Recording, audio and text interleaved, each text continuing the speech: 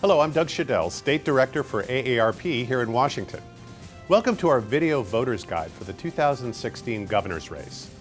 Joining us to give their views on issues of interest to voters age 50 plus are incumbent Governor Jay Inslee and the Republican challenger Bill Bryant. We asked each candidate the same three questions, seeking their vision for our state on the subjects of retirement savings, caregiving, and long-term care. Each candidate had 90 seconds for his answer, and neither candidate could hear his opponent's response. Thank you to the candidates for meeting with us, and thank you for taking the time to become informed on the issues. We'll begin with challenger Bill Bryant and the subject of retirement savings. There is a retirement savings crisis in Washington state, and while legislation is being implemented to create the small business retirement marketplace, what would you do as governor to encourage small businesses to offer retirement savings to their employees? Well, a governor needs to be talking about increasing savings among all employees. And since so many people work for small businesses, it's particularly important that we emphasize how small businesses can provide retirement savings programs for their employees. I have a company that has 35 employees, and we provide a contribution every year to their 401k.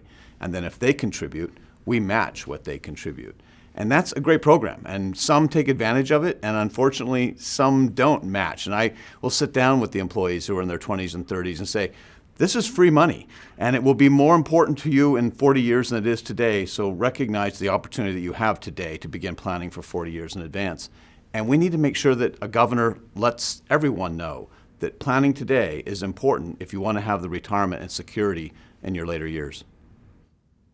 This is really important to increase savings. We obviously have a real dearth of savings for many of our families. And I'm really glad that we passed this small business marketplace bill, which is going to give people another avenue, particularly in small businesses and small business employees where this has been an acute problem. So we're going to make sure that my Department of Commerce monitors this and implements this program in an effective way that's user-friendly, so that if you work for a small business, you got good access to it using online tools and everything else to make it customer friendly. But in the gig economy, where people are going to be moving so much, where multiple careers, we think we need to develop whole new models over time. So we're going to be sitting down with some folks in the upcoming months. I hope to work with AARP to really give some thought about how to develop new security and retirement plans for people who move so many times during their careers. It's time to think, as Lincoln said, as our case is anew, we've got to think anew.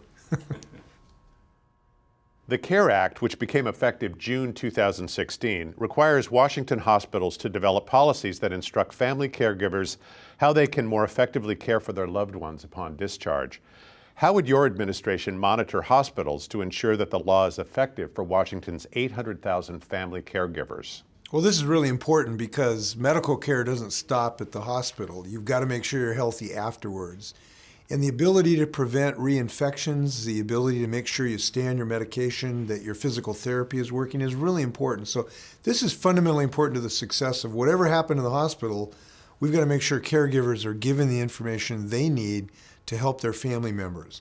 So what we're going to do is to make sure we have appropriate ways to get information for hospitals to assure compliance. That's going to involve, I hope, doing surveys of family members as well to see if, in fact, they're getting information in a way that makes sense to them. We also want to do some kind of research to see the best way to do this. You know, is it a nurse? Is it an online experience? Should we be doing checking in with families after discharge? We want to create some creative ways to do that. It's really, really important. Our hospitals are doing some really good things to prevent reinfection rates. They're creating new infection control systems, but this post-discharge planning is a very important part about it. So I'm glad we made this progress in our state. Well, this is incredibly important. If you're a family member and you're bringing home a family member and you're at the hospital, you need to have instructions on how to care for that family member. And I think we've got to be careful that we don't just allow the hospitals to hand you a piece of paper or give you some instructions and then think that they've done their job. Because when you're trying to bring someone home, you're thinking about, is the house ready for them? I mean, how am I going to take care of this person? What do I need to be doing? And if someone's also trying to give you a bunch of directions, you might not be taking it all in. So we need to make sure that hospitals are available for follow-up, whether that's in real time on someone on the phone or whether there's an opportunity to ask questions over the internet. we need to make sure that there's a continued communication between those family care providers and the hospital. And the state can work in partnership with the hospitals to find out which programs around the state are working and encourage other hospitals to adopt it. But we need to make sure there's continued communication between that family caregiver and the hospital that's discharging that patient. Washington, like most states, is facing an aging population as the baby boomers become older and live longer. Washingtonians for a Responsible Future is a coalition of organizations working with DSHS to study the public and private funding options needed to provide long-term care for Washingtonians. What is your vision for how best to fund long-term services and supports that will help more seniors live independently at home? I'm particularly concerned about making sure that everyone has long-term care and that we keep people in their own homes or with their own families as long as possible. I think that's the best for those people, but it's also a great way to contain costs. My grandmother in the last few years of her life had a lot of health issues, and our family was able to make arrangements where she could live with mom and dad for most of the week, but then she could live independently 1 or 2 days in her own home. That worked well, and our family was able to do that. Not every family is going to be in that position, and not every person is going to be able to live alone in their own home even for 1 or 2 days. And yet keeping those people with family or in their own home is a great way to ensure they have a high quality of life, and it's also a good way to contain costs. So as governor, I'm going to be looking for programs that allow people to live in their own homes or can encourage families to work with their brother, sister, parent, whatever it is, to ensure that we are not only containing costs, which as a governor I need to be thinking about, but also we need to be ensuring that these people have a high quality of life. And if we can keep people with their family and in their own homes, we're going to have a better quality of life for those people, and we're going to be able to contain costs.